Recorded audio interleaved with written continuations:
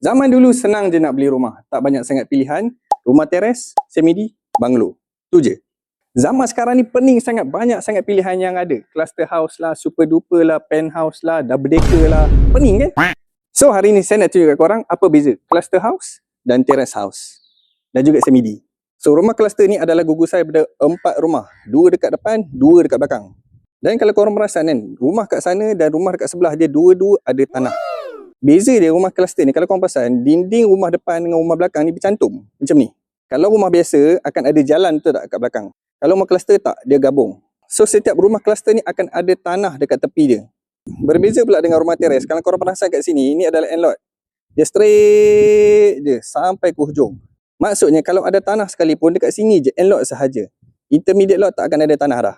Kalau semi-D, maksudnya pun semi-detached. Dia cuma gabung dekat bahagian depan ni sahaja. So rumah depan dengan rumah belakang ni dia tak akan bersambung dinding dah. Dia cuma gabung 2 dekat sini saja. 2, 2, 2. Macam tu sahaja. Kalau cluster pula 2 depan, 2 belakang.